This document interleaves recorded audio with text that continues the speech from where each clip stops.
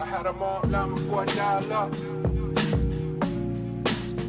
How they came and they on top and I'm a mile up. I had them all long before I dial up. How they came and they on top and I'm a mile up. I know the wall's closing in, but don't you dare give up now. Ho believed in me, pull up, threw some bucks down. Todd told the valet, pull the truck round. Push the line after we drew it, it's just us now. Would you believe me if I told you my granny told me she prayed this? Then booked the surgery just to pull me out of the basement. Right back where I started, nothing to show for a facelift. Got pushed playing Walter White and Davis, never felt so dangerous. The type of power they can't quantify. And name the best from my region, you gotta utter mine. Think of who really putting on, you never come to mind. Rapping like your Spotify, tap you rappers compromise. Yeah, no need to panic, just paint the canvas. If you can feel the static, you're too close, find your balance. Embed the revolution for they prohibition bandwidth. Blood triple from the lead to see this planet. I had them all long before I dial up. How they claiming they on top and I'm a mile up. I had them all.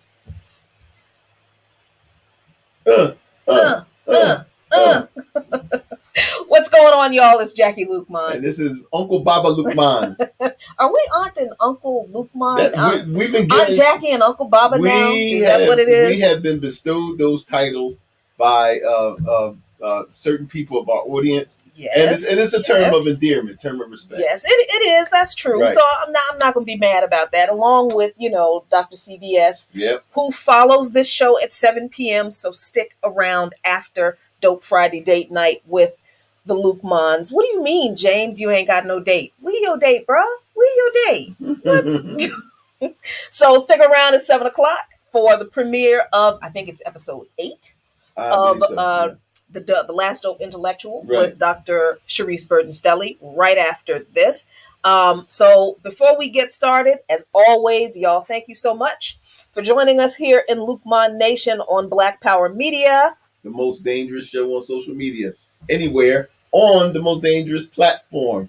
Anywhere. Mm-hmm. And if you have not done it yet, hit the like button. If you have not subscribed, subscribe to Black Power Media.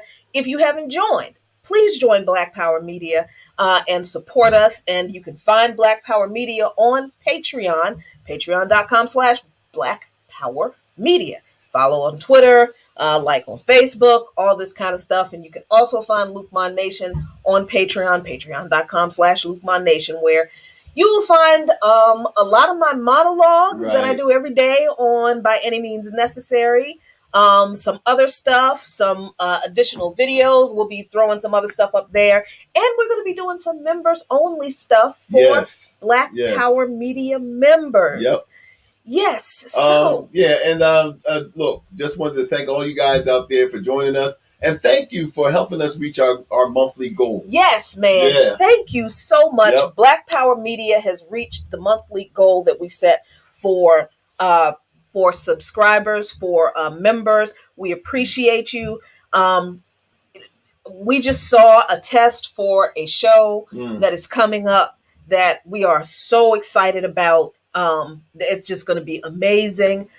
We've got, in 2 weeks? With the first Friday in next month, the second installment of our imperialism show. Yes, yeah. Woo, we got a lot of stuff to talk about that's been going on the continent of Africa.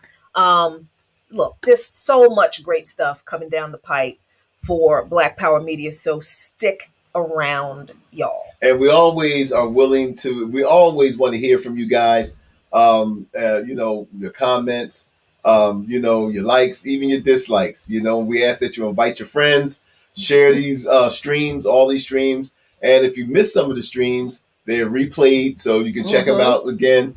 A lot of great content. I think brother Sudiata. Sudiata Chajua. Yes, that's the new show coming up. So excited about that. Yeah, so I mean, so it's a lot, man. I mean, we're going to have, and I'm sorry, bro, if you're listening, but I got to take this from you.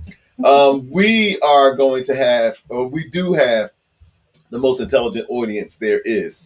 I heard somebody else say that on a local radio station. I'm sorry, you can't get that. We got that on Black Power Media, the most intelligent audience who listens to the most dangerous shows and on the most dangerous platforms. So yeah, I mean, we're just radiating danger. So we're just radiating danger, right? So anyway, thank you for that. We couldn't do this without your support. And you know, and I'm going to say something now. Jackie don't know I'm going to say this. And so you know, so I'm not saying she's going to co-sign it, but this is coming from Uncle Baba. You know, if you know, look, I don't have a problem. You know, like if you're in our space and you know, we believe in the timeouts and all that stuff. If I don't see a $sign by that name, I ain't trying to hear nothing from you. So this is just from me. You don't get a chance to come into space and start and start acting up, and you ain't even give a couple of cents to Black Power Media. You don't get a chance to get. I'm not listening to you. How am I not gonna co-sign on that? Well, I'm just saying. I'm I don't want to co-sign on that. I don't want to just but now you ain't gonna come up in here, man, and all roughshod and stuff, and you don't even donate $1. So you know what I mean? Willy nilly. Yeah. I love that for you. Yeah. So but if you're a member, look, by all means, man, But nah, if you ain't supporting us, man.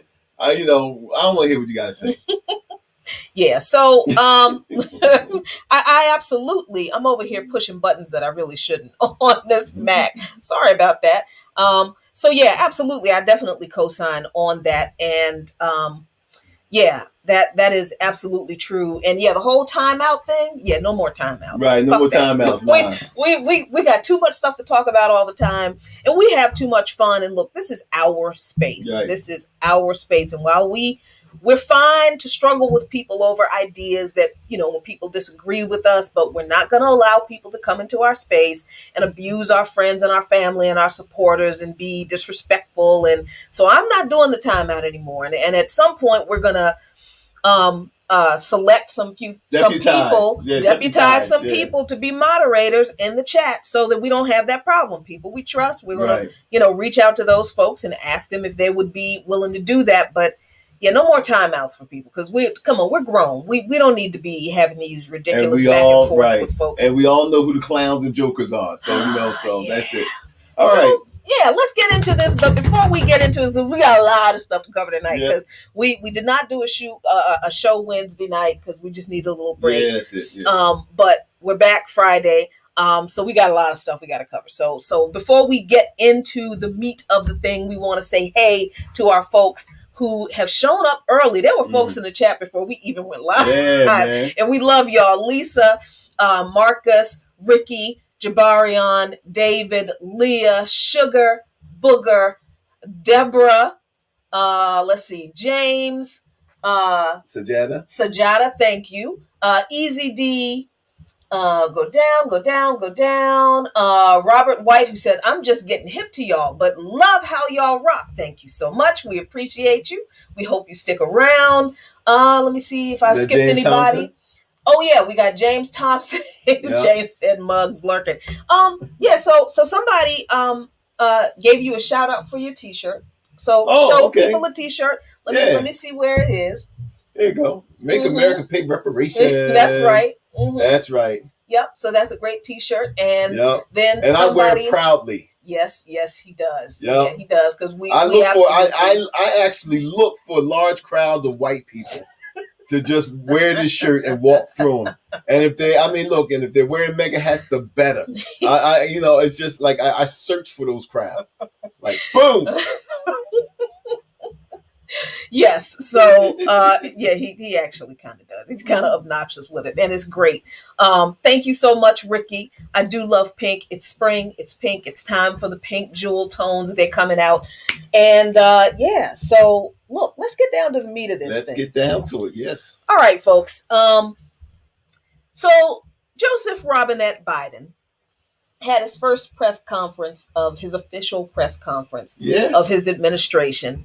6 months, not 6 months, 2 months into his administration. Has he reached the 100 days yet? What's that, 60 days? No, I don't think we're not there yet. Right. Okay. I don't think he's still we're within there the yet. 100 days. He's still within the 100 days. Okay. And he is doing a spectacularly underwhelming job in the 100 days. But look, let's talk about some of the things he said in this press conference. Yeah. We're not going to spend a whole heck of a lot of time on this, but it needs mentioning. Some of the stuff he said was just really, it was just such bullshit. It was, and see, Biden, I think, is the beneficiary of the politics of low expectations. You know how they always say that about black folks. Yeah. You know, black kids underperform in school because of the politics of low expectation. Right. Yeah. And set the bar so low, and that's why. Well, I mean, tell me what it was when people voted for Biden because he wasn't Trump. And let's be clear, y'all. That is why people voted for Joseph Biden. Right. I mean, anytime the Democrats had a whole debate and Bernie Sanders sat on that stage, and we're not saying that, you know, Bernie Sanders was like white Jesus savior. Right. To a lot of white progressives, he was. But if you've been rocking with us for a minute, you would know how often we criticize Sanders for his stuff. And Sanders' campaign was what was our entry into all of this. This online thing, and oh my God, it's been horrifying ever since. But you know, I mean, the Democratic Party had Bernie Sanders on that stage advocating for the policies that would have helped people way more than any Democrat on that stage wanted to do. Right. Yeah. All of those Democrats on that stage were like, oh, Medicare for all? Oh, hell no. Right. Oh, canceling student loan debt? Oh, hell no. I mean, that was the Democrats. Right. And Joseph Biden was the chief among them who was just like, no, we're just not doing that stuff. So all of these people who voted for Joseph Biden didn't vote for him because they loved his policies so much. People voted for Biden because he was not Donald Trump. They saw the way the Democratic Party, if people didn't see it in 2016, they saw it this time, the way the Democratic Party kicked Bernie Sanders and the progressives in the back, in the teeth, and were unapologetic about it. So they make Biden the nominee with the help of Uncle Jim Clyburn, and Uncle not in a good way. Right. Not in an endearing way, as in an Uncle Sam way. You know, because, I mean, just so, you know, a lot of audience members know, you know, we have the Uncle Ruckus Awards. That's right. Right. So you know, so he wasn't nominated last month, but I think I'll nominate him for because we give out the Uncle Ruckus Awards every last Saturday of every month, right? And all you guys out there, if you know of someone that you want to nominate, please do. But we do the drawing on the last Saturday of every month. So we didn't have Clyburn, and I'm surprised he got past us. Yeah. But I think now that you mentioned his name, I'm going to throw him back in. I'm going to throw him in the hat. I think so. I think his bullshit can be grandfathered into this. Right. Well, yeah, I think so. So we're just giving you that information as background, as, you know, the historical information you need to understand why Joe Biden is such a shitty person. I mean, the only reason this man does this press conference and he's like, well, people, you know, I got elected to solve problems. That's lie number one, Bama. Lie number one. He didn't get elected to solve problems. He got elected because his name is not Donald J. Trump. Right. That really is the only reason Joseph Robinette Biden was elected. Well, and it's not only that, Jackie. I mean, because clearly he was not the most qualified person on the stage. Yeah, he had a lot of he's been in the government for a long time. He was touting that his experience, him working across the line, working with segregationists, and you know, and all this. I mean, that was his resume. But clearly, you know, him not wanting to pursue a progressive agenda. That was known way before he actually got chosen.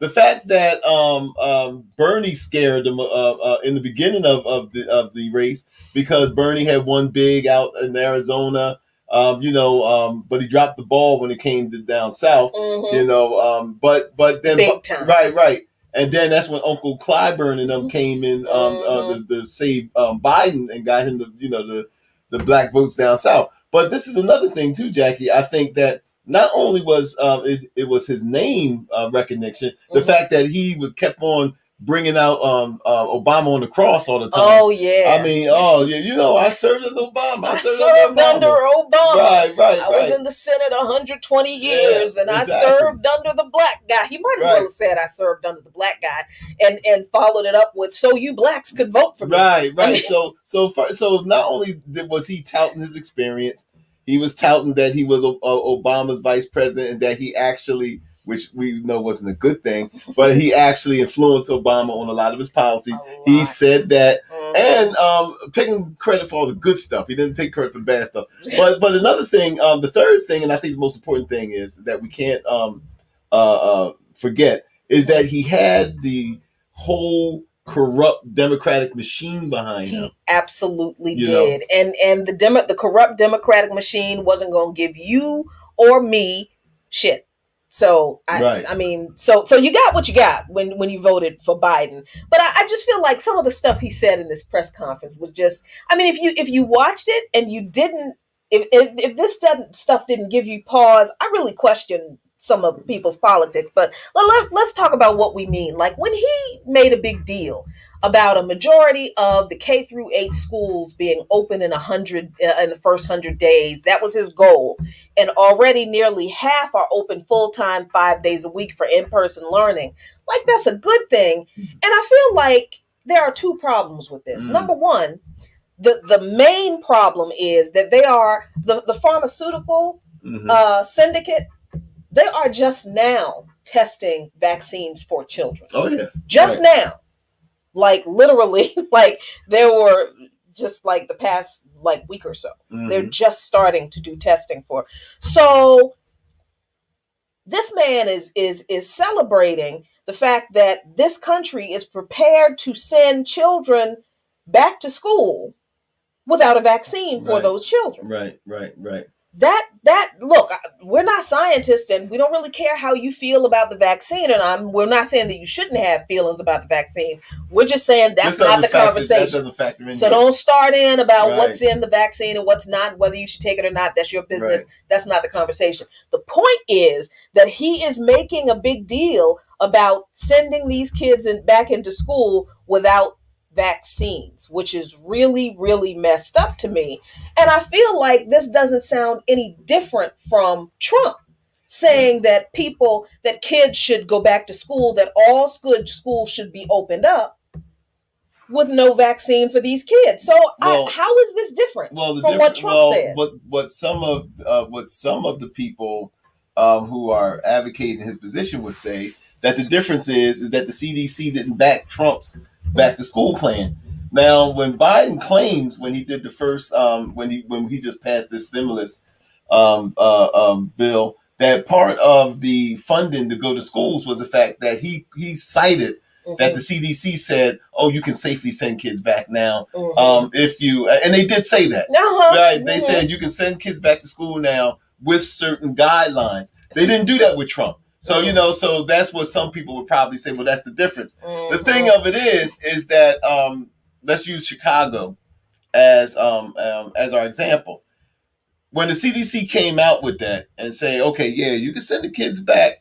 We think that if you do this a certain way, but the Chicago teachers made a good point. They was like, okay, that's fine. That the CDC says this, but, we're just not ready to not only risk the kids, the children, we're not willing to risk ourselves. And there wasn't really any type of concrete plan by these local school boards. I mean, it's one thing for the federal government, Jackie.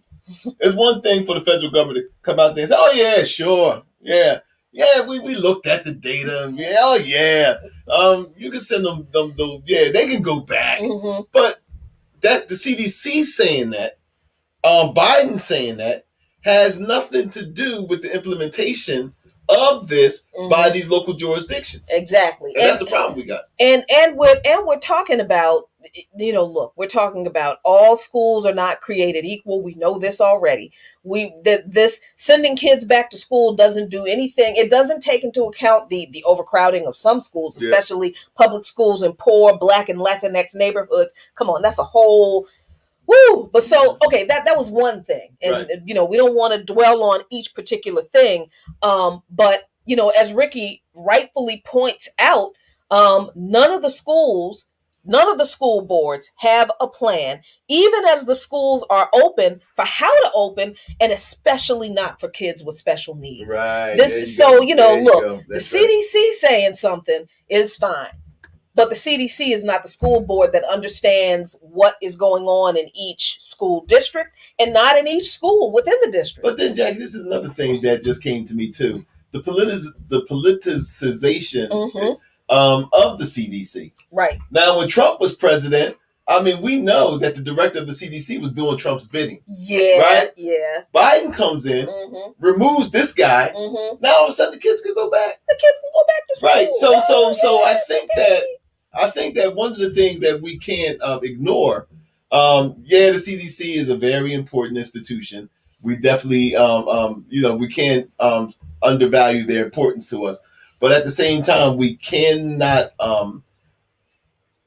overestimate or underestimate, I should say. We can't underestimate the political influences that are on these institutions. That's right. They wouldn't let Trump do it. Right. I mean, no, I'm sorry. When Trump's man was in there, he was like, well, we didn't see nothing wrong with bleach. You could wash them kids down with bleach and spray them down with Lysol and throw them in their classroom and they'll be fine. Right. And then here you got the Biden administration. The Biden guy is saying, hey, look, if you do service. So, so they both, as The Wire, that great American drama says, we serve at the pleasure of the mayor. We serve at and look, the heads of these, in this case, the president.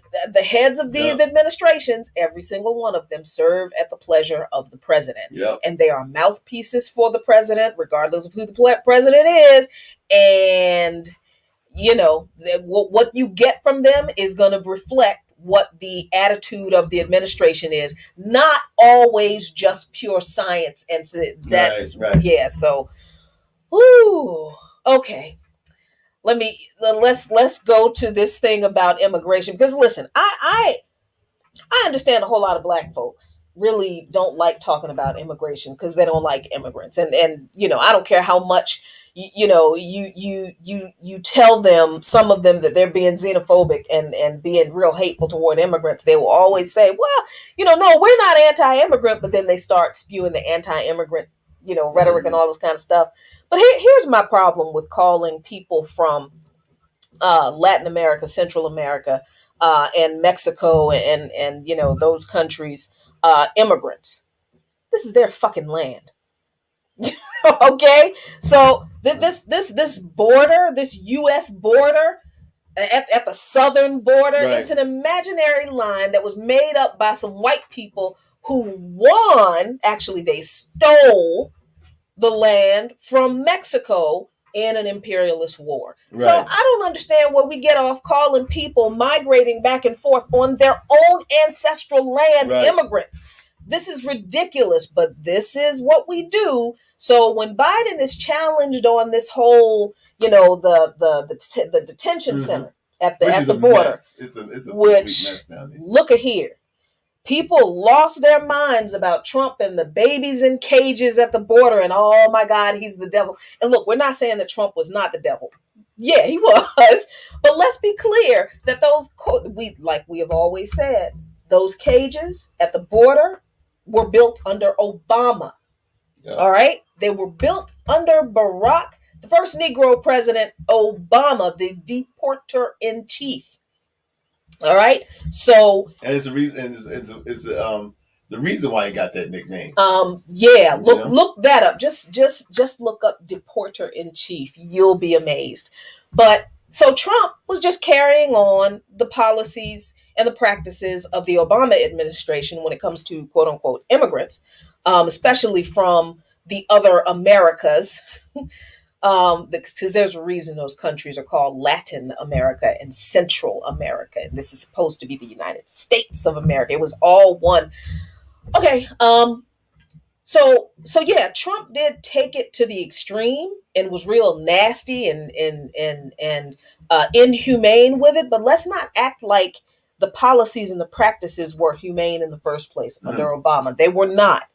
So people losing their minds over, babies in cages and family separations at the border under Trump. Seeing the images of kids being snatched out of their overcrowded. It's heart-wrenching, I gotta admit.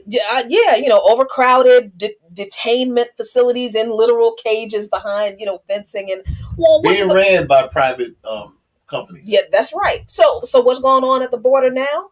The same thing. The almost the exact same thing. And when confronted with this reality that the conditions at the border are just as bad under Biden as they were under Trump. And when he was asked in particular about allowing reporters to go to the border to document this man, First of all, let me say this. He bragged about sending a record number of families and individuals back to the countries they came from. He bragged about it like it was a good thing. But see, for him politically, it is a good thing because he has to appeal to those Trump voters who really wanted Trump to do what he was doing and worse. So him standing there in front of those reporters saying, remember, the vast majority of families, they're sent back. The vast majority of people they're sent back. That was a signal to those Republicans, to those Trump supporters that, hey, I hate those people too. I hate immigrants too. And I'm not going to let them come into this country either, just like Trump did. So you can trust me on immigration. That's what that foolishness was that he talked about, bragging about sending all these people back to the countries they came from. Well, I mean, Biden does. I mean, as our good friend Margaret Kimberly always said, Biden he's not very smart. I like when she says that. But let's look at Jackie. Let's be honest and look at what Biden is dealing with down there. It's a clusterfuck. I mean, that you can't say it anywhere. First of all, unlike the Trump policy of breaking up families has exacerbated the problem even more because now you have what happened was a lot of the refugees have seen that, oh, look, they're not accepting us if we come with the kids, so we'll just send the kids. And so what happens is that they're being the border is being like flooded with children. Because they think, people say, well, they're not going to let us all in. They're already separated families, so we'll let the kids in. They're not going to send the kids back. But the problem of it is that now you have these detention centers full of kids, and because a lot of people realize that Trump's no longer in office, so now it's like, okay, now we got our shot. Right. Now, what the Biden administration has done is that they're sending officials to these capitals. They're going to visit capitals where these people are coming from and try to figure out what they can do in order to stem the flood of these people coming up here. Too little, too late. Yeah. Number one, right? Number two is there is no way that these nations down there who really are really glad to see him go are going to want to do anything to keep him. First of all, these countries now, and I know they got corrupt leadership and stuff, but for the most part, these countries are poor and they don't have the type of economy that the United States has. So it eases the burden when you have less people and when you have to worry about supporting this poor population, and what comes with poverty comes crime and all this other kind. So yeah, Castro did it with the boat lift, the Mario boat lift. Oh, you want Cubans? I'll give you the ones that I really don't want. And so the Mario boat lift happened, and then you had Castro emptied out his prisons, right, and sent them here. So my point being is that as much as, and this is just coming from me, as much as, Biden was playing to that base that you was talking about, the elusive, white guy who can't make up his mind on whose side is more racist that he can join. But I also feel that this problem is so bad down there at the border. I feel that now let's be fair. Biden's only been in there for less than 100 days, so let's be fair with that. I feel that what's going to happen, and I know we don't like making predictions. What I see is because they're already talking about moving these people, flying them to Canada and other places in order to deal, the process of more. But this is what I feel is going to happen. They're going to kick this can again down the road. Yep. I think you're right. This is, and see that there's a reason this so-called problem of immigration will never be solved, because U.S. imperialism will never end. Let's talk about the reason those countries are poor in the first place. They are poor because the United States keeps putting its nose in the business of those countries and their governments and helping to prop up U.S. Supported leaders, right? And a lot of those people are they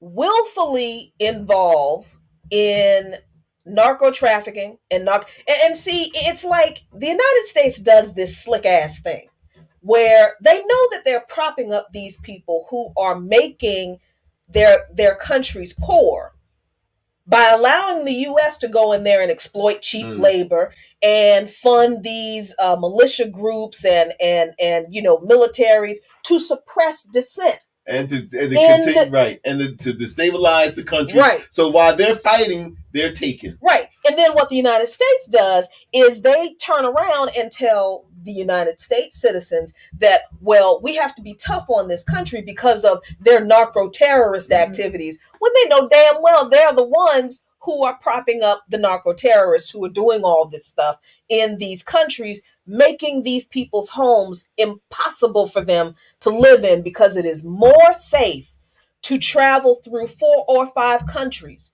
to get to the United States than it is to stay in, say, Honduras, and oppose the government so you can make your home safer because your life is literally in danger if you do. And in El Salvador, the gangs are so powerful down there that and they showed this on a documentary I was watching where one El Salvadorian was deported under Obama back to El Salvador. His parents had to pay the MS-13 gang that runs the city to allow him to come back to the city. Yep.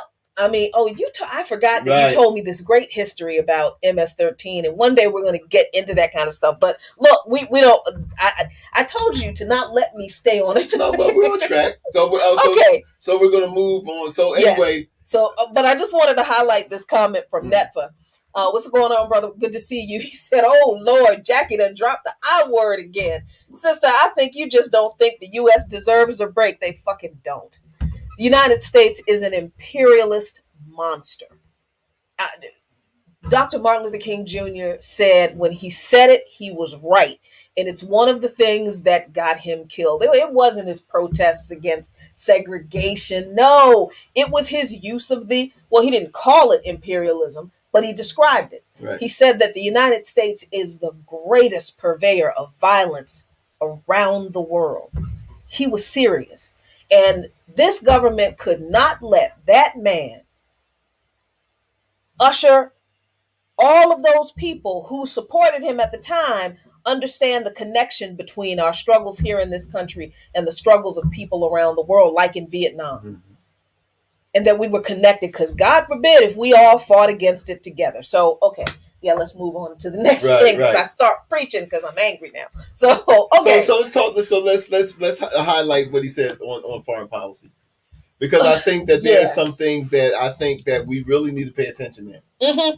So here's the thing that killed me about the whole thing, and I think that this press conference with Biden was just as bad in regard to his responses as it was bad in regard to the press, right? Because I think this press conference was a good example of how the U.S. press, the corporate press, is just garbage, absolute garbage. Nobody asked about Iran and the fact that Biden said that he would get the U.S. back into the Joint Comprehensive Plan of Action after Trump, violated the plan and pulled the U.S. out. But instead, Trump, I should just start calling him Trident for Trump Biden, because same guy. That might be a thing. It might be. But you want a quarter every time somebody used that. But instead of, it's 2 months, and then I understand these things take time. I guess I'll agree with you a little bit. It's been 2 months, so okay, I'm not gonna be too harsh. That comes later. But what is Biden doing? He's continuing on with this maximum pressure campaign against Iran that Trump started. He's continuing with this lie that Iran violated the terms of the JCPOA by saying that, Iran has to come back to full compliance with the JCPOA. Iran was never not in compliance with the Joint Comprehensive Plan of Action. That was a lie that was perpetuated by the Trump administration. If Biden is so much of a good guy and he's so different from Trump, why is he continuing to parrot that lie? Well, back in the day, the brothers, we used to call it the mighty whitey complex. And so that's what Biden is doing. He's continuing the mighty whitey foreign policy. You leave out of a treaty, an agreement, which is what a treaty is. So you get out of that agreement, an agreement that everybody in the world said that, Iran was abiding by. They could not find anyone, not even bitch ass Britain. Who was always, doing, always out there willing to trick for America, right? But what happened willing to trick for America, man. We got you, bro. You know what I mean? But don't worry, we got you. But this is the thing. But even they couldn't even side with America. They was like, well, they're abiding by it. So but Trump's the mighty whitey attitude that Trump was putting on the world stage. He took the United States out of the treaty, and so now it's like, okay, so the United States broke the agreement. Trump pulled the country out of the agreement, just like he did with the missile treaty with Russia. But so what happens is that Iran has a point. Iran said to Biden, they said, look, we're not the ones that broke it. Yep. So if you want us to get back into this agreement, then there's things that you have to do. The sanctions. Right. You have to end these sanctions. And there's things that we require you to do, because after all, it was your country that without any proof without any reason, withdrew from. So I think it's like the streets. This is what all of this is. It's like the streets. I ain't gonna be no bitch ass after you done already. Look, you come over here and we be like, we peace up, right? And we say, okay, cool. This is what we agree with. Then all of a sudden now you decide that you're going to do something that you're going to cross this line. Stuff you violate the peace agreement. You violate the peace agreement. Now all of a sudden then you got the audacity to say, well, you better not such and such and such. You better not. And then do one of these. You know what I mean? Oh, you gonna pump? Right. Oh, you gonna pump? So like on the streets, it's just like nations. It's like, oh, wait a minute, man. I ain't no chump now. You know what I mean? I don't give a damn. If you do have the capacity to severely hurt me militarily or the same, but there's a thing where, it's principle. It's principle. And this is all Iran is standing on. Exactly. Iran is standing on, oh, wait a minute. First of all, y'all, in the scheme of things, you motherfuckers just got on the world stage. Right. Our civilization goes back thousands of years. So, really, for real? Come on, y'all. So I think that this is the ignorance of cultures, foreign cultures, that America, and it's not just the government, it's even us, it's even the citizens. Yep. This is the ignorance that defines the way that we view the world. Mm-hmm. We view the world through this might makes right thing. Right. And that's just, that's not how the civilized world want to play it. Exactly. And we are indoctrinated not to see the rest of the world as even civilized. Right. So what you just said about Iran's culture going back thousands of years before the United States was even a thing, most people don't even know that. Right. And when they find out, they look at cultures that were here before ours, or civilizations that were here before, they don't look at them as civilized. Right. They look at them as backward desert people. I mean, the fact that look, you want to be for real, mm-hmm. I mean, we should thank Iran for being able to have the written word, because that's where it came from. Now listen, and among other things. But I mean, every time you put pen to paper, you should be thanking an Iranian, or at least the Mesopotamian culture. But so we just don't have this respect in this nation, and I always believe, Jackie, that this stuff comes from the top. It does. Your people are going to go along with the leadership, for the most part. And so when you come up with this thing about, well, you want me to, you want us to get better, you better do this, first of all, you don't have no leg to stand on to demand anything from these people. That's because right. You were the first violator of this agreement. Exactly. And why did the reporters not ask about Iran at all in this press conference? Because they know that Biden and his policies toward Iran so far, no different from Trump's.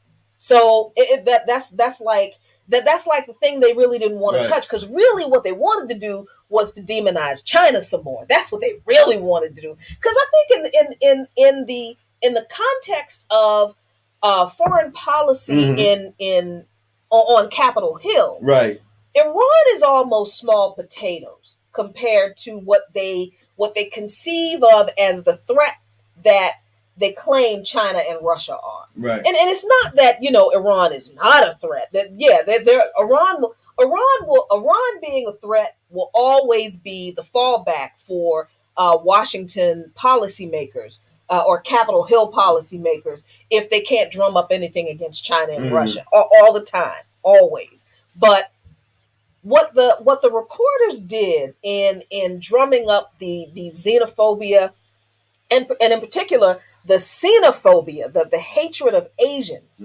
that they carried over from Trump, they just didn't call them nasty names like Trump did, make jokes out of them like Trump did. But when that reporter got up and asked about a red line, what is your red line in the sand regarding North Korea and their missile launch?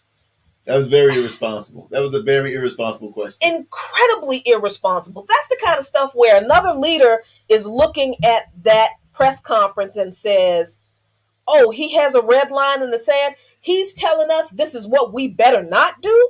Oh, for real? Without any kind of diplomatic talks? That was incredibly dangerous and irresponsible. I'm so glad you said that.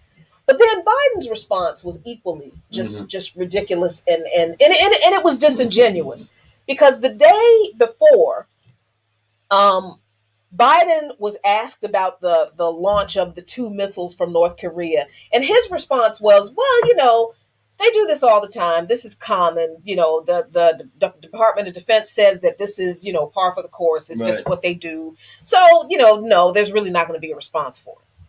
This is what was printed in, I think it was CNN, when he was initially asked about the and this is true. This is true. North Korea does this all the time. They do it with every administration. They do it with every administration. Right. Why? And the media never asks why. Right. Why? Because the United States is engaging in war games with South Korea and who is it? Taiwan? Yeah, I think it is Taiwan. Yeah. In an open, continued, aggressive provocation to North Korea. And every time there's a new president, the new president says, hey, go out there and show North Korea that we're here to, we're here to respond to you if you get crazy. And the North Koreans are like, oh, yeah? Right. Oh, for real? You think we're not going to strike? Yes, we are. Let's just remind you that we're not afraid of you. But let's look at the let's look at the consequences of this belligerent attitude towards North Korea. Mm-hmm. The first of all, why have the North Koreans did this? now in the first 100 days of Biden? Well, it's very clear. China and North Korea are allies. That's right. So everybody knows the tension that the United States is having with China. I mean, dangerous tensions to the point where I personally believe that China is gearing up for war with the United States. But before we go there, look at this. So we know that that North Korea and China is China's North Korea's big brother. In fact, it was China that turned the tides of the Korean War when that the reason why we got a 38th parallel because the Chinese under Mao Zedong, sent like almost like like 3 or 4 million Chinese soldiers on the side of the North Koreans and pushed the United States back. The United States almost won the conflict until the Chinese jumped in it, and the Chinese pushed them back to the 38th parallel. And that's where we got it today. But another thing, the reason why the North Koreans did it, because they know that you can't do nothing to me because China's my big brother. They knew that there's really nothing that the United States could even do. Now, Biden says something about, we'll respond. Yeah, right. Because right. Because see, you respond, it's war. Exactly. You know what I mean? And North Korea knows, like, hey, look, we are a nuclear state.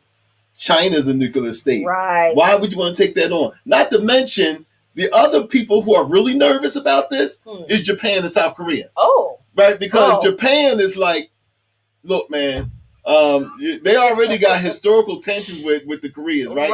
Right. And Japan is like, I understand all the tough talk, but, we live next door. Right. Japan is like, we're not doing this shit again. Right. I mean, South Korea, we right there. Yeah. So that's one of the fallout.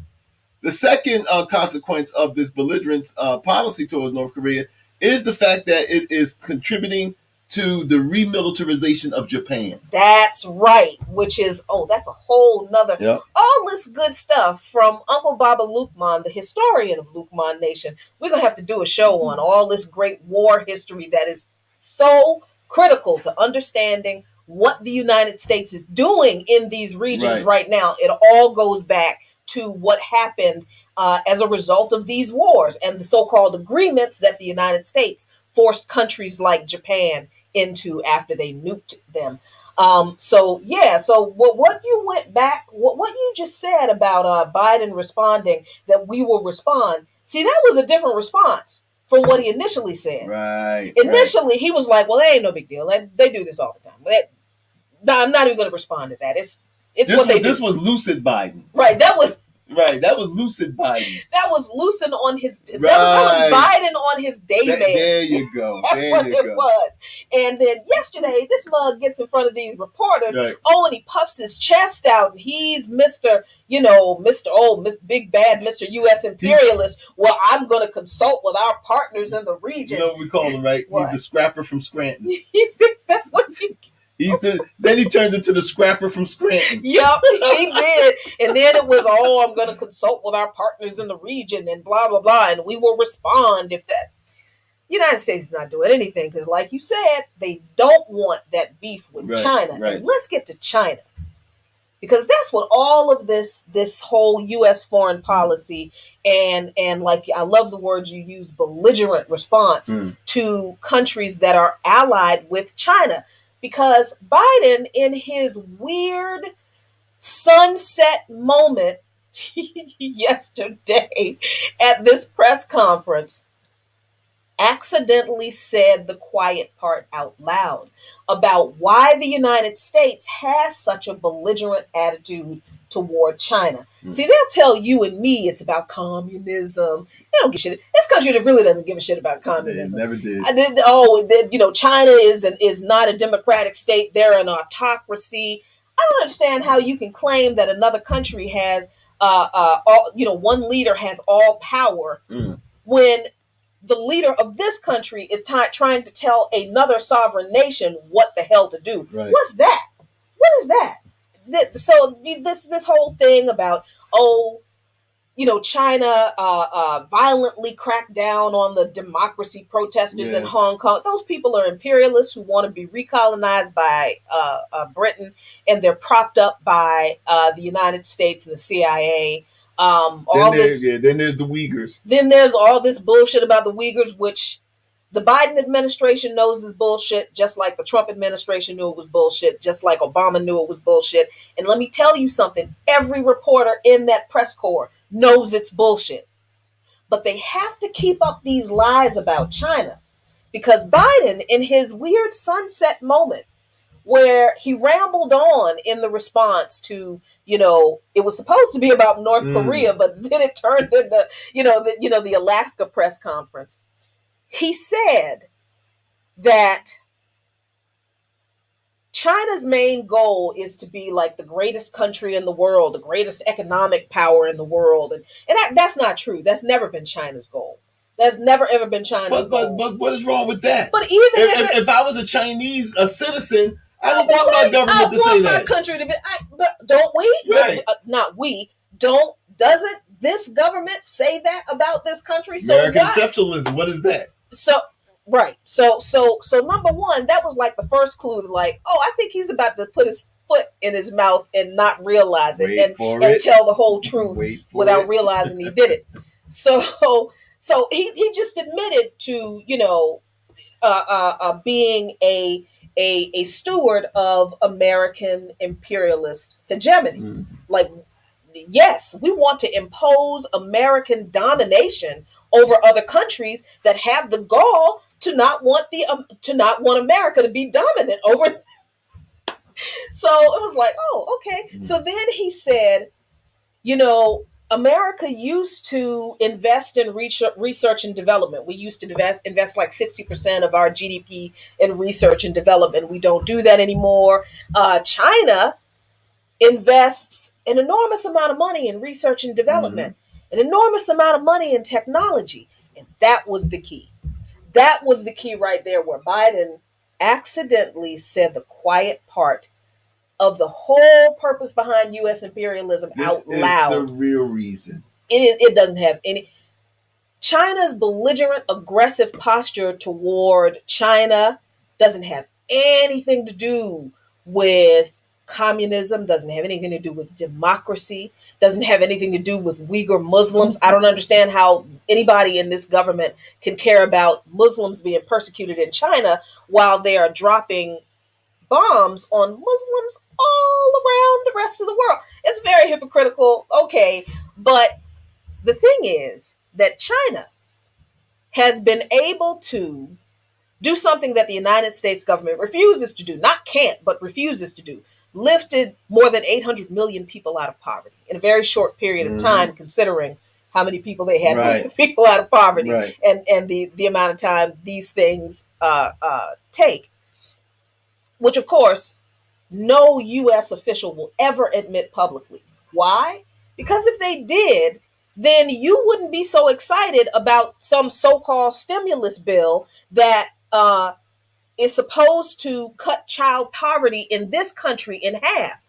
When you know that another country has lifted 800 million people out of extreme poverty, and you look at people in this country celebrating about a temporary relief package lifting only half of the children in this country out of poverty, there's no way you can know that and side-eye this bullshit that they claim with this COVID relief bill lifting half a child, cutting child poverty in half. There's no way you can side-eye that. You can't side-eye that. So they're never going to tell you that China has done that, because this country will, they're not going to, because we're going to start looking at our government, at this government, saying, what are they doing that you're not doing that they could do that? And you, what? And if you and you notice that one of the things about China, one of the things about Venezuela that we just got the news today about them building 3.5 million houses, even under U.S. sanctions. Right. One of the things that you don't hear China, which is reportedly still the second largest economy on the planet, you never hear the Chinese talk about what they can't afford. And that's the other thing. China has lifted over 800 million people out of poverty. They have invested heavily in technology and infrastructure, not just in their country, but in other countries. And there's a reason for that we're going to have to get into at another time. And they take reasonably good care of their citizens, all without complaining about how much it costs. This costs too much money. We can't do it. No, you just have to work hard and do the thing. No, they were able to do all of that, become a modern country, technologically advanced, and corner the market globally on some aspects of technology, like I think it's computer processors, that other countries have to go to them for because other Western capitalist countries have not invested in that technology the way they have.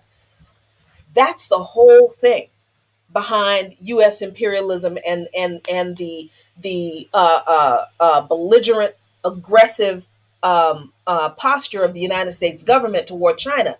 It's that China has accomplished what the United States refuses to accomplish, all while taking care of its people, and has done so well to the point that China is becoming the number one economic superpower.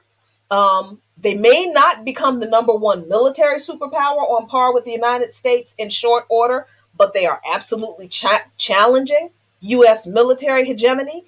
And as far as infrastructure is concerned, so all the things that we can't get here, China has done in their country, and they're winning, gaining on the world stage. So all this is about the U.S. not wanting China literally to show it up on the world stage. Yeah, I mean that, and I think also that the United States is feeling its place in the world. This, the United States has enjoyed this unique position since World War II, as being this, a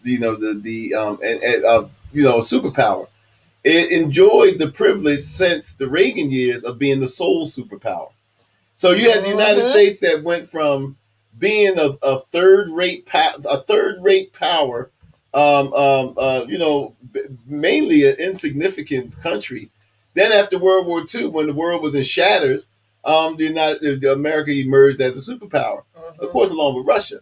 Then after Perestroika and Glasnost and the collapse of the Soviet Union, the United States uniquely found itself as the world's only superpower. Right. Now, this has caused the United States to become arrogant in the fact that they didn't look at, because the rise of China, and I'm not going to stay on this long, but the rise of China was actually, the seeds were planted during the Chinese revolution with Mao. Mao has already laid the groundwork on where China should be.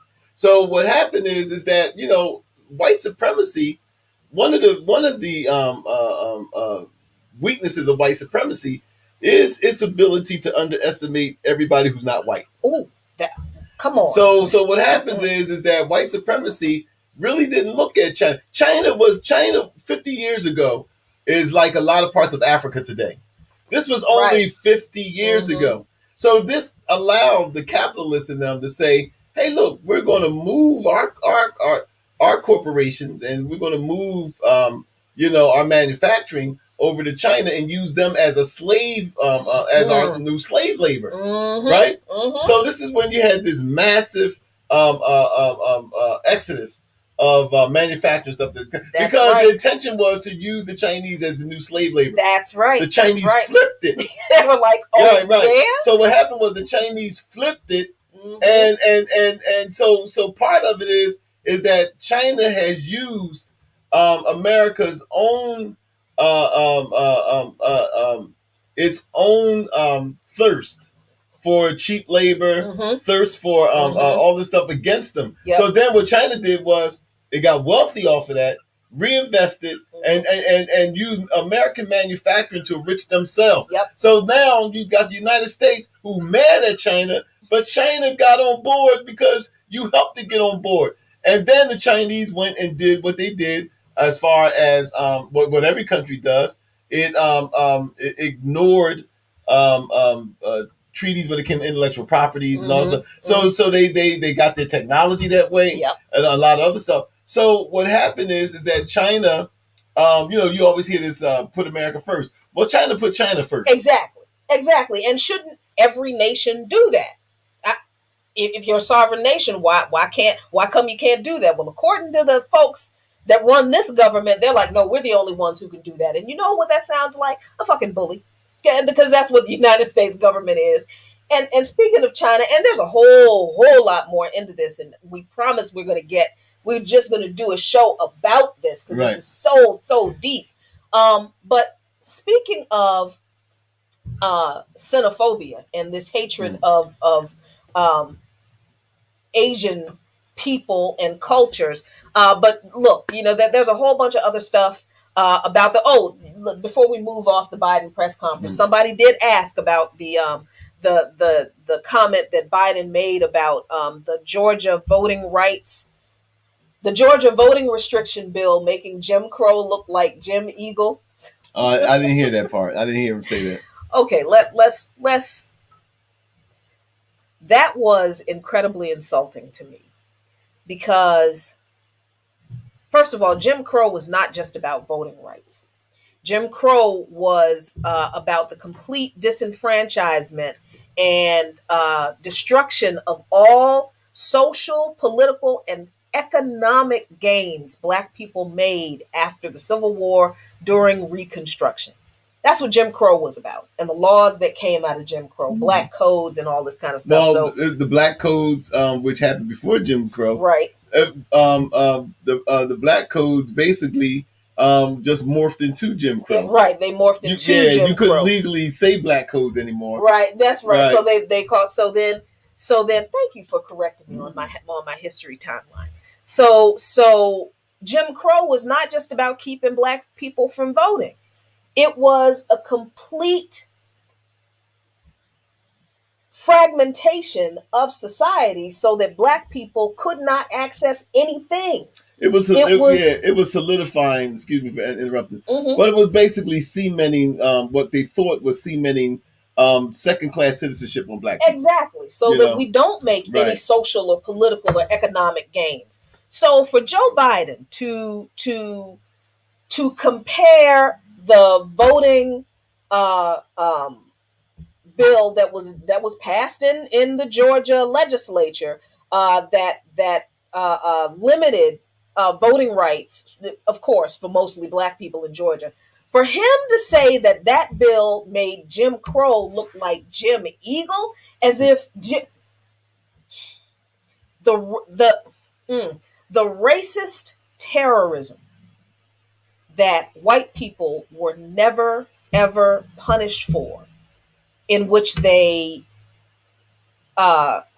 enforced Jim Crow laws alone, all that one part of it by itself makes that comparison incredibly insulting. Now, I'm not at all saying that, the GOP down in Georgia, we know they hate Black people, because look at what they just did. We know they hate Black people. And they don't want Black people to vote. We know this is true. So we're not saying that you can't even give them food and water. Y'all got to read that bill. It's ridiculous. It is obviously reminiscent of the restrictions on voting that came from Jim Crow. But Jim Crow was so much worse, so much bigger, so much all-encompassing. And the fact that the Black reporters in that press corps didn't stand up and go, hold up, player. I know you're trying to be cute, but that ain't funny.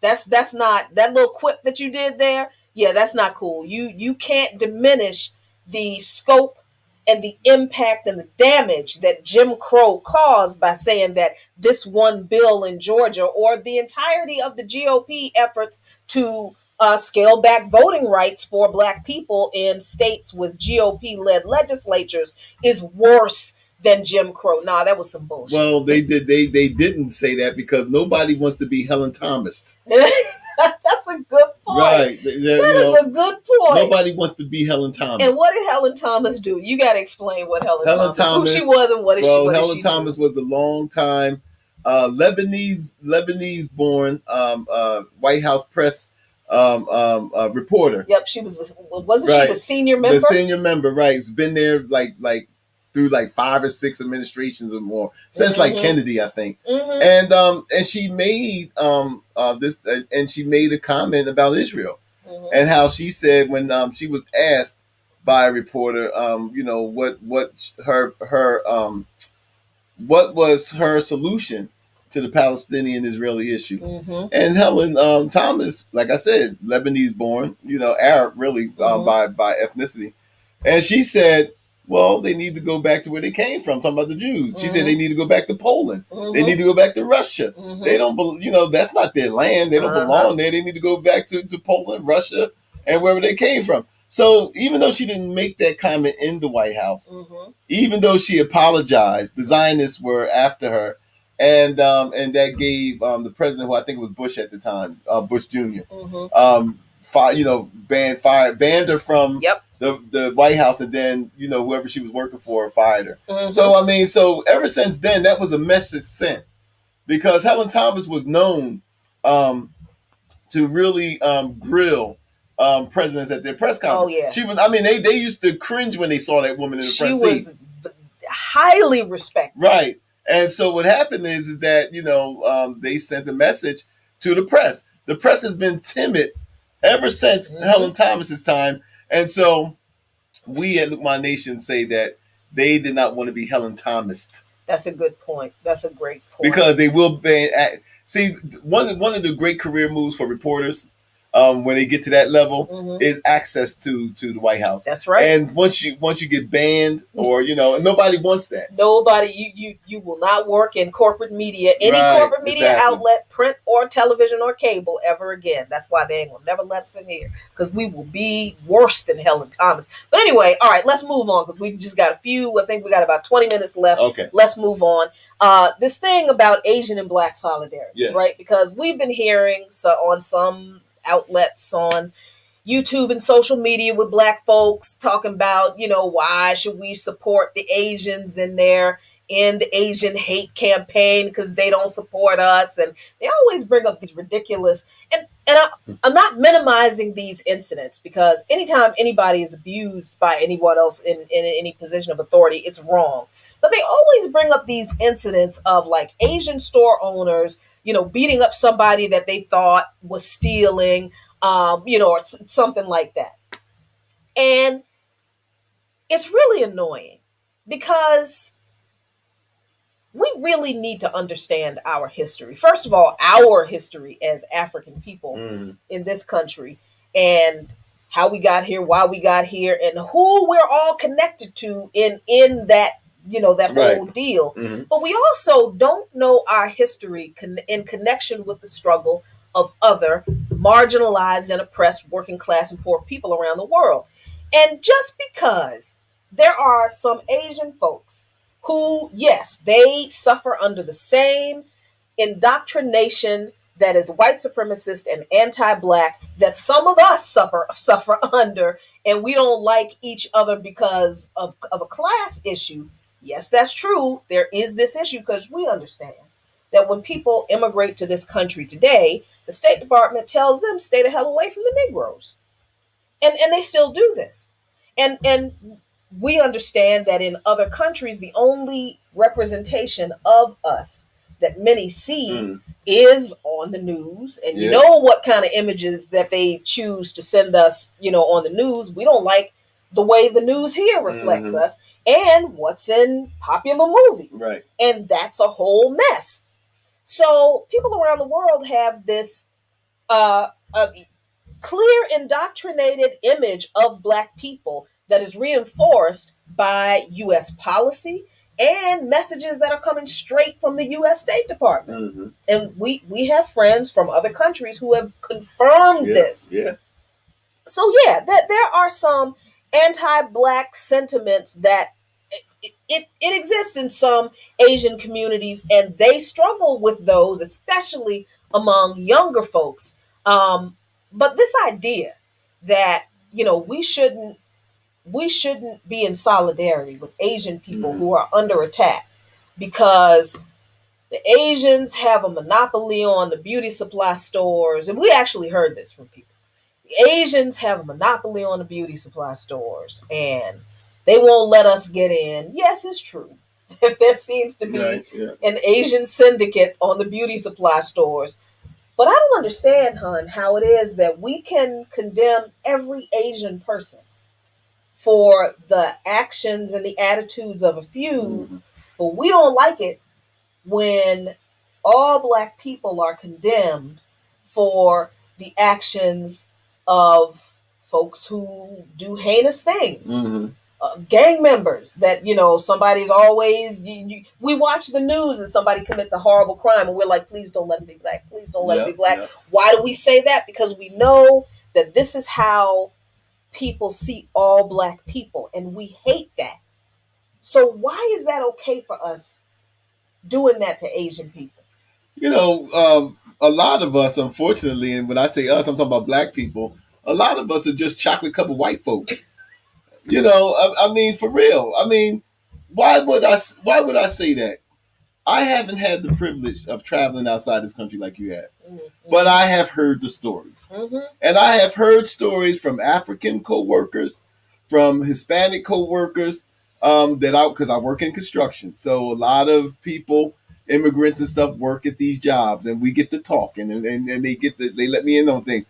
They say that some of you Negroes are the worst folks that they meet when y'all travel to these other countries. I had an African guy that I worked with years ago tell me that some of the Black people from America that came to his country as tourists were even worse than the white people. But when I thought about that, I said it makes some kind of sense in a way because we get treated like shit over here and shit runs downhill. So so now a lot of us feel that we got a couple of dollars and we're traveling to some other country where people are probably poorer than us, and so that gives us a chance to flex some power. We take this tattered American identity that we got, because trust me, it's tattered. So we take this tattered American identity we got, thinking that the people in these countries don't know the real deal about us, that we really ain't shit where we're from.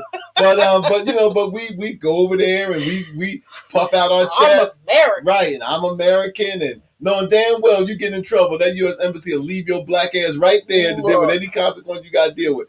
So we a lot of us have a tendency to really embody the racist, xenophobic, white supremacist viewpoint of the world that a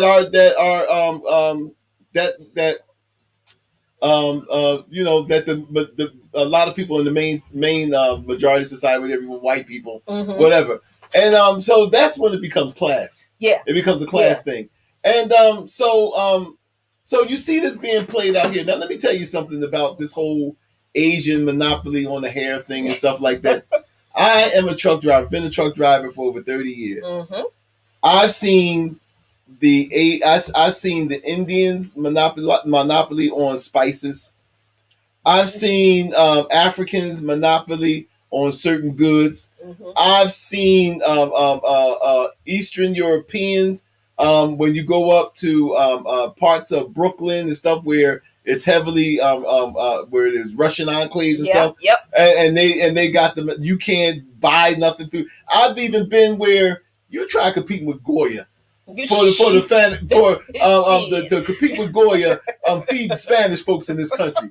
Try doing that. So that is really a false flag, man, to really single out the Asians in particularly and say, we can't get mad at these other immigrant groups locking us out when the damn white man who brought us over here then locked us out for so I mean so the point is that that's just how the game is played.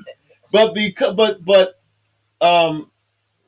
we talk about the Asian and Black relations, a lot of people want to bring up, back in '92 with Rodney King, right, and the Korean woman that shot the young black girl. Right, right. Now, look, I was around during that time. You was around during that time. Mm-hmm. So yes, I was living in Camden at the time that had a heavy Korean business population, and there were tensions between Koreans and blacks, but it wasn't what people thought. No, because you know what it was? It was cultural. It wasn't racial. It was, there were things that Koreans didn't do in their society as far as commerce was concerned, that we didn't know anything about. Right. Like one basic thing, and I remember learning this from one of the Korean store owners in my neighborhood here. We don't like it when you don't put change in our hands. Why? Because white folks used to not take money from black people from their hands or put change in their hands in this country. But in Korea, it is rude to take money from people's hands and it's not or to put it in their hands. And it's not just Koreans. Certain Caribbean cultures either. Rastafarians won't take money from you. So that was a cultural thing that we thought it was racism because of our history of racism here and the reason that was done here. But for Korean and other Asian and other immigrants, it was a cultural thing. So that was a lot of the stuff that we had to kind of work through because of that huge conflict that came about. Because there were community meetings that happened between Korean and other Asian business owners in the black community. I was about ready to bring that up. Yep, and a lot of that stuff got ironed out. And we were like, oh, we didn't know that was a thing. And a lot of the Korean businesses, Korean groups, all had workshops amongst themselves because they recognized that there was a problem. Right. And so a lot of Koreans started to really do some self-examination on how they relate to us. Mm-hmm. And so they were having these workshops where they were showing Korean business owners how to relate to black people, because you got to understand something. They're coming from a different culture too. Right. So it wasn't so much that, there is anti-black, because I know somebody's going to say, oh no, there's anti-black. Yes, there's anti-black all over the world. Why? Because white supremacy is the number one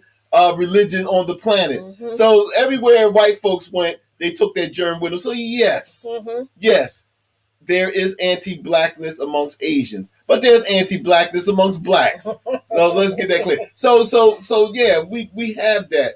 But for the most part, most business people understood, especially in Korea, they understood, the Asians, they understood that it's not good business for them to be in conflict with the people who you do business with. Right. Now, there's another thing that contributes to this problem a lot. And one of the things that contribute to this problem a lot is the fact that a lot of these Asian businesses are self-contained. What I mean is they don't hire outside of their family. Right. Now, this is not because they don't like us. Right. This is the way that they're...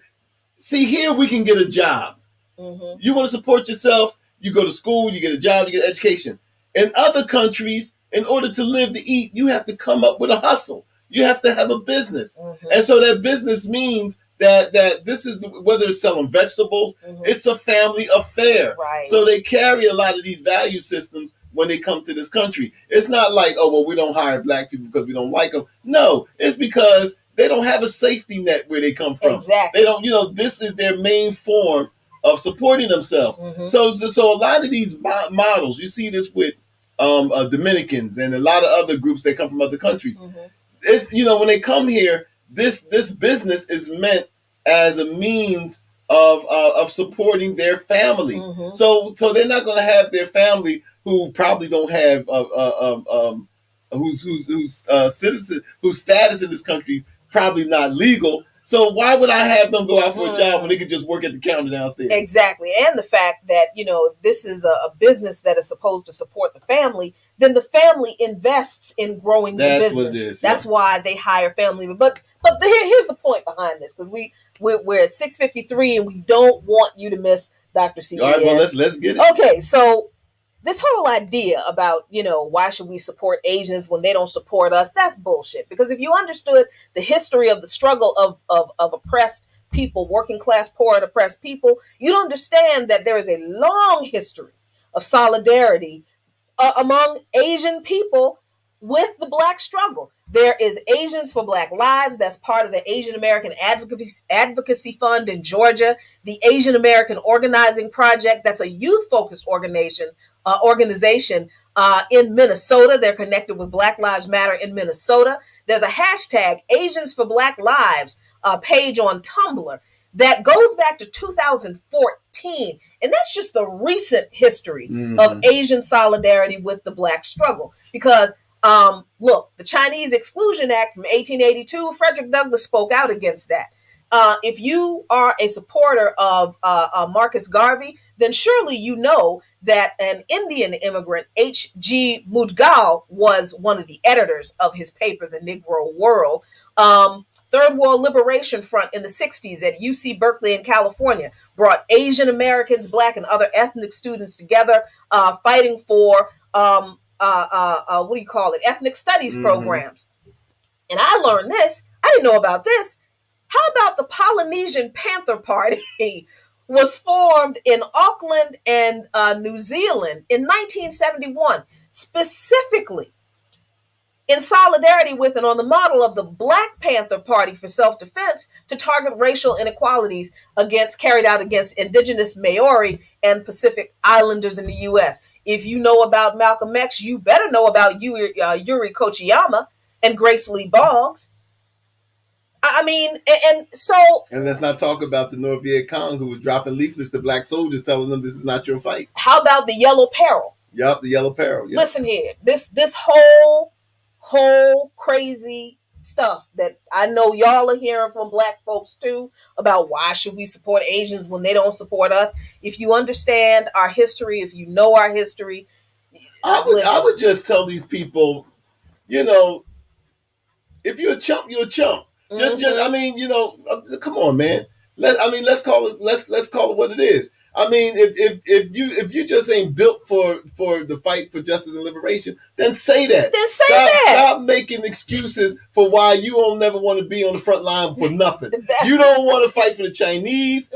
Why should you fight for us? Let's look at it. You don't want to fight for the Chinese because they never stood up for us. Right. You don't want to fight any Asians. Right. Oh yeah. You don't want to fight for us because we Pan-Africanists and you're not. Right. You don't want to fight for the Native Americans because they got casinos and you don't. You don't want to fight for anybody that's coming here at the border because they might take your jobs, even though you ain't picked a tomato in your life. You know what I mean? So right. So again, it's like, please, people, stop with this nonsense. All of these people, you have no interest in fighting for anybody. So stop using the excuses. You just ain't about this. But you'll try to sell me some information so I can get wealthy, though. I knew you were gonna do that. You'll do that? Yep. Talk black to me. Talk black to me. Oh my God. Okay. All right. So look, we got a few minutes left. We're gonna have to do a show on the story about the murder over a stimulus check another day because that's a lot of stuff. Yeah, that might be an impromptu. We might just drop out of the sky on that one. I think we will because that's a big old conversation. But we want to end tonight with this and to explain to you, because a lot of you have been really, really, really wonderful. Talking about how you love us and the old love and all this kind of stuff. And we appreciate you. And look, we're not that old. We're 54 and 55, however the hell you are. What, 55? Yeah. 56, you sure? I'll be 55 in 2 months. Okay. All right. So then that makes me 54 because I can never remember. But anyway, look. Some people were like, well, what would you tell people? We love your relationship and y'all are so cute and we love you so much. And, what would you tell people? See, this is why we don't give relationship advice. Okay. Let me just make it very clear. This man right here, I love this man. Oh. I will cut you.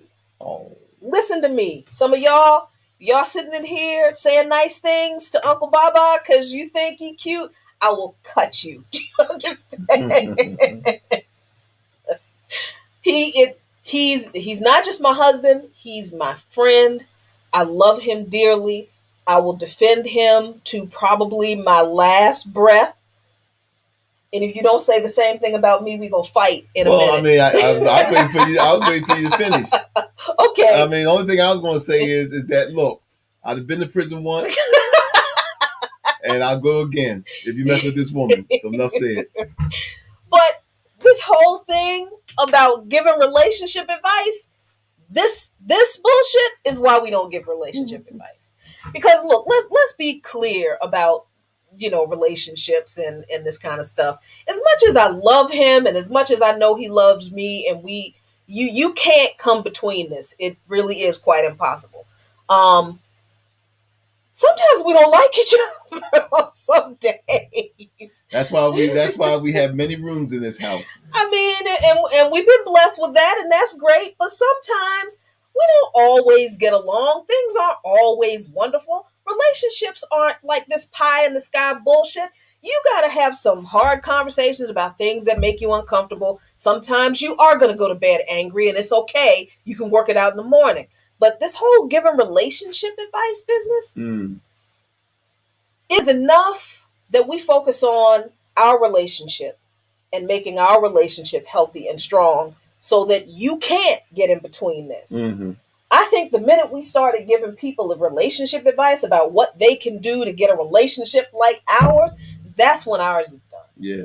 I think that's when ours would be done. So no, y'all, we will never give people relationship advice. And David Jackson and his wife, that's the reason why. Why do they always feel the need to bring you see that all the time. Like, why do they always feel the need? You done cheated on a woman. So why is the need like, you got to come out here with me now and show these people that we together? I have no criticism of her. I did love the looks on her face though. Right. When she was cutting eyes at that dude like, you gonna pay. I mean, I feel like this, and trust me, I'm far from a saint, haven't been a saint in the past or whatever. But look, if you fucked up alone, right? Then bear that shit alone. Listen here. Look. I'm just saying that. That's the advice right there. I mean, don't pull her out and exactly. What she do? She ain't fuck up. Nah. You did. Why she got to be said? Yeah. That's that old alpha male bullshit that he was peddling. Oh my God. Please. Anyway, that's our show for tonight, y'all. Stay tuned for Dr. CBS, The Last Dope Intellectual, which should be airing the premiere for episode 8 right now. So we'll catch you guys real soon with an impromptu show on the stimulus check murder that really was not. I'm just hoping that this isn't visions of reparations future. Goodbye, y'all. Y'all peace. Take care of each other and yourselves. You're so naughty. How they came and they on top and I'm a mile up. Had them on line before I dial up. How they came and they on top and I'm a mile up. I know the wall's closing in, but don't you dare give up now. Poe believed in me, pull up, threw some bucks down. Todd told the valet, pull the truck round. Push the line after we drew it, it's just us now. Would you believe me if I told you my granny told me she prayed this? Then booked the surgery just to pull me out of the basement. Right back where I started, nothing to show for a facelift. Got pushed playing Walter White and Davis, never felt so dangerous. The type of power they can't quantify. And name the best from my region, you gotta utter mine. Think of who really putting on, you never come to mind. Rapping like your Spotify, tap you rappers compromise. Yeah, no need to